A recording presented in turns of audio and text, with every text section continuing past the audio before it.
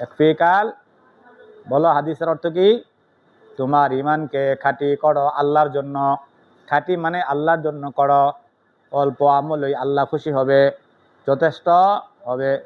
তাহলে আল্লাহর কাছে অল্পই গ্রহণযোগ্য হয় যদি তোমার ইমান এবং আমল আল্লাহ পাকের জন্য হয়। আল্লাহ পাকের জন্য হয়, আল্লাহ পাকের রাজা মন্দির, আল্লাহ পাকের সন্তুষ্টির জন্য হয়। এখানে এইটাই হইল আমাদের লক্ষ্য, আমাদের উদ্দেশ্য। আমরা যেন আল্লাহ পাকরে ইমান দিয়া এবং আমল দিয়া, নিজের ইমান এবং আমলকে খাঁটি করিয়া আমরা যেন আমাদের লক্ষ্য উদ্দেশ্য যেন আমরা পৌঁছতে পারি। এই জন্যে আমাদের বেশি বেশি মেহনত এবং পরিশ্রম করা দরকার। আমাদের লক্ষ্য উদ্দেশ্য আল্লাহ পাকের সন্তুষ্টি, আল্লাহ পাকের ভালোবাসা, আল্লাহ পাকের ভালোবাসা, যেটাকে রেজায়ে মাওলা বলা হয়। আমরা দুনিয়াতে কত মানুষকে খুশি করার চেষ্টা করি। আরে একজনের কাছে গেলে ও খুশি হইব, ও আনন্দিত হইব, ও ভালোবাসবো, ঠিক আছে নি?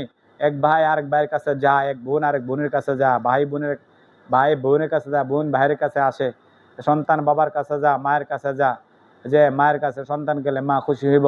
আমি মার দেখলে আমার মনে কি লাগবে? তৃপ্তি, আনন্দ লাগবে। সবচেয়ে বড় আনন্দের সন্তান যখন মায়ের কাছে যা, মাও খুশি হয়, সন্তান হয় খুশি হয়।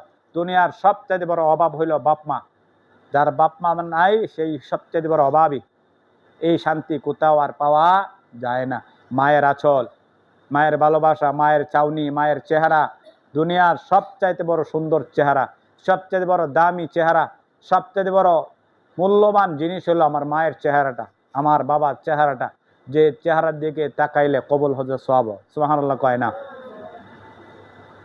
ওলামায়ে কেরাম হলো আমার জীবনের সবচেয়ে বড় মূল্যবান দামি মানুষ। এদের চেহারার দিকে তাকাইলে সগীরা গুনাহ কি হয়? মাফ হয়। মূল্যবান চেহারা হইল উস্তাদের চেহারা, মূল্যবান চেহারা হইল আমার বাপ মার চেহারা। যাদের পরিশ্রমে, যে বাপ মার মেহনতে আমি বড় হয়েছি, যে উস্তাদের মেহনতে পরিশ্রমে আমি কি বড় হয়েছি, এদের চেহারাটা আমার কাছে দুনিয়ার সবচেয়ে বড় দামি চেহারা, মূল্যবান চেহারা, ঠিক কিনা?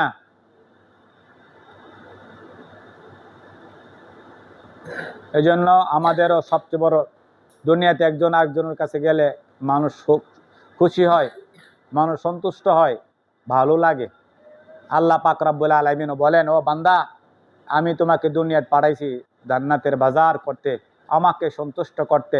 তুমি যদি আমার জন্য অল্প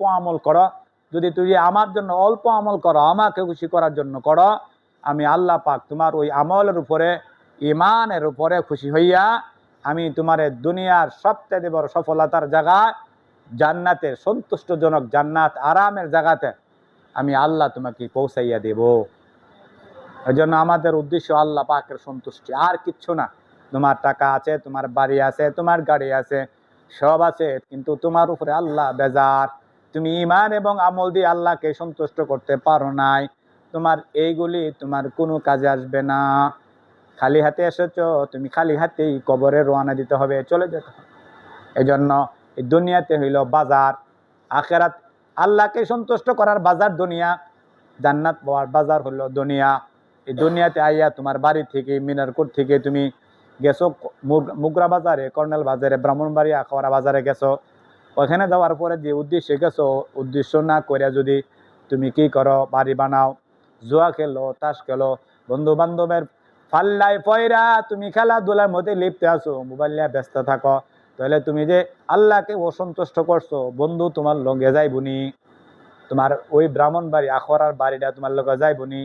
এই জন্য মানুষের জন্য সবচাইতে বড় লক্ষ্য উদ্দেশ্য হইল, সেটা যেন আমার আমির, আমার মালিককে সন্তুষ্ট করা।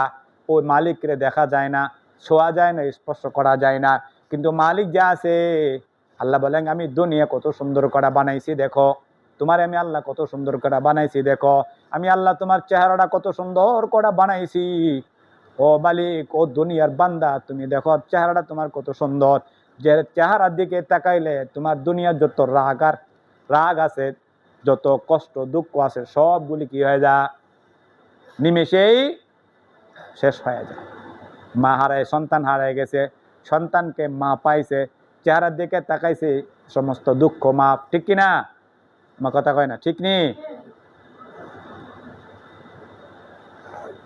সন্তান মায়ের কাছে আইছে, ওর দুঃখ কষ্ট, বিদেশে 10 বছর 20 বছর কষ্ট করছে, মাদ্রাসায় 2 মাস 3 মাস ছিল, বাড়ি যাওয়ার পরে মায়ের আদর গদর পাইছে। এই যে মাদ্রাসা থেকে কষ্ট করছে, হাসপাতাল থেকে কষ্ট করছে, সমস্ত কষ্ট নিমেষেই শেষ, ঠিক কিনা? এই জন্য আল্লাহ পাককে দেখা যায় না, ছোঁয়া যায় না, কিন্তু যদি যদি আমি আল্লাহকে সন্তুষ্ট করতে পারি, আমি যদি আমল দিয়া, অল্প আমল দিয়া আর অল্প ইমানকে খাটে করে যদি আমি আল্লাহকে সন্তুষ্ট করতে পারি, তাহলে আমার লক্ষ্য উদ্দেশ্য কি হবে? হাসিল হবে। দুনিয়াতে আমি যতই কষ্ট করি না কেন, দুনিয়াতে আমি যতই কষ্ট করি না কেন, যতই দুর্দশা করি না কেন, তুমি খাইলেও তোমার দিন যাবে, তুমি না খাইলেও তোমার দিন যাবে। তুমি যদি এয়ার কুলার এসি রুমে তুমি ঘুমাও, তোমার দিন যাবে। তুমি যদি এরকম ভাবে করে করে ঘুমাও, তোমার দিন যাবে। তোমার কাপড় পরলো, তোমার দিন যাবে। কাপড় না পরলেও দিন যাবে। তুমি গাড়ি চালাইলেও তোমার দিন যাবে, না চালাইলেও তোমার দিন যাবে। তুমি কালো হইলেও তোমার দিন যাবে, তুমি সুন্দর হলেও তোমার দিন যাবে। দুনিয়াটা কোনো রকম দুনিয়া কাটাইতে পাইরা যদি অল্প আমল আর অল্প খাঁটি ইমানদার আর যদি আমি আল্লাহ পাককে সন্তুষ্ট করতে পারি, যতই কষ্টের মধ্যে থাকি না কেন, যখন আমার মৃত্যু হবে, আল্লাহ পাক আমার উপর সন্তুষ্ট হবে, সমস্ত দুঃখ কষ্ট নিমিশেই শেষ হয়ে যাবে। দুনিয়াটা কিসের জায়গা বলো? কষ্ট করার জায়গা। দুনিয়াতে আমল এবং ইমানের উপর থাকা বড় কষ্ট। আর দুনিয়া সিজনুল মুমিনিন, ইমানদার এবং আমলদারের জন্য দুনিয়াটা হলো জেলখানার মতো। তুমি ফাঁসির কাস্টের আসামি, তুমি যাবজ্জীবন জেলের যাবজ্জীবনের তুমি আসামি। তোমার অনেক কষ্ট, তোমার মা নাই, বাবা নাই, বেবি নাই, বাচ্চা নাই, ছেলে নাই, সন্তান নাই, পাড়া প্রতিবেশী কেউ নাই। এক জায়গাতে তোমার জিন্দিগি, তোমার এক গন্ডির ভিতরে তোমার জীবন কাটছে। তোমার মনে যেটা চাও ওইটা করতে পারো না। মন চাইছে বাড়িতে যাইতে পারো না। তোমার মন চাইছে তুমি মার্কেটে যাইতে, মন চাইছে তুমি ভালো একটা খাবার মার্কেটে বাড়িতে যাই খাইতে, তুমি পারো না। এই যে একটা কষ্ট, আল্লাহ পাক রব্বুল আলামিন বলেন জেলখানার মধ্যে নির্দিষ্ট একটা সময় আছে।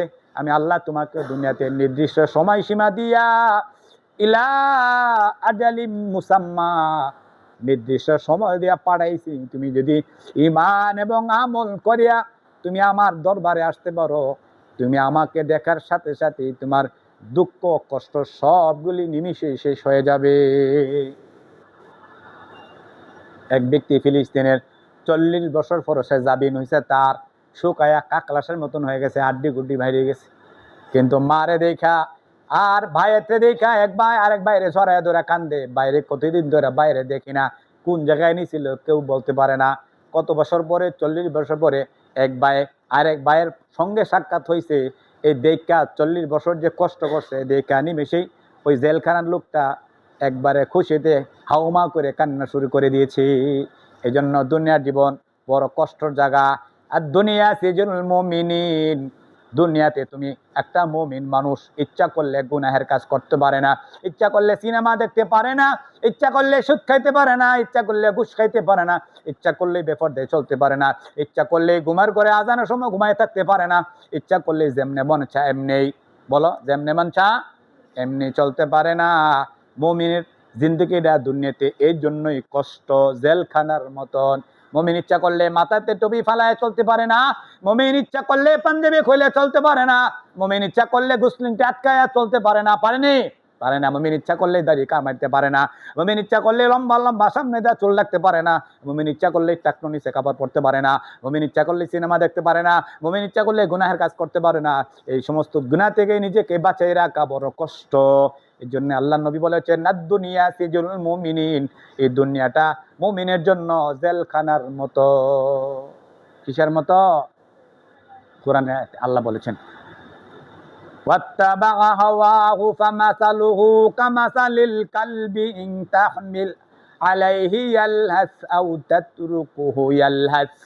আল্লাহ বলেছেন ওয়াত্তাবাআ হাওয়া, যে ব্যক্তি নাকি নিজের ইচ্ছা মতো চলে, বলো যে ব্যক্তি নাকি নিজের ইচ্ছা মতো চলে, ইচ্ছা মতো চলাটা হইল সবচাইতে বড় অপরাধ, সবচাইতে বড় গুনাহগার।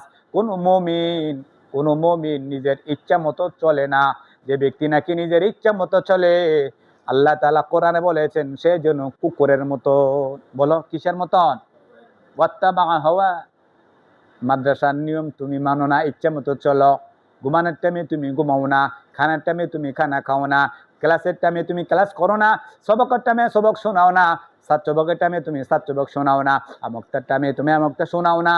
আল্লাহ বলেছেন যে ব্যক্তি নাকি নিজের ইচ্ছা মতো চলে, এই যে ইচ্ছা মতো যে ব্যক্তি চলে তার শেষ পরিণাম জাহান্নাম। বলো, তার শেষ পরিণাম জাহান্নাম। বলো, এ বড় তীক্ষ্ণ কথা, সুন্দর একটা কথা। ওয়াত্তাবা হাওয়া, ওয়াত্তাবা হাওয়া।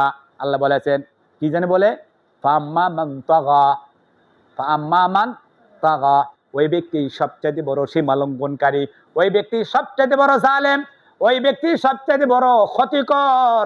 দুনিয়ার মানুষের উপরে, পশু পাখি জীব জন্তু সবার উপরে জুলুম করে, এবং সে নিজের উপরে জুলুম করে। যে ব্যক্তি নাকি নিজের ইচ্ছার উপরে চলে, সে যা মনে চায় সে তাই করে, যেখানে মন চা ওইখানে যা, যেখানে মন চা, হালাল হারামের কোনো বাজ বিচার করে না, কোনটা হালাল আর কোনটা হারাম বাজ বিচার করে না। আল্লাহ বলেছেন ফাম্মা মান তাগা, ওই ব্যক্তির মতো সীমালঙ্ঘনকারী দুনিয়াতে আর কেউ নাই। ওয়াত্তাবা হাওয়া,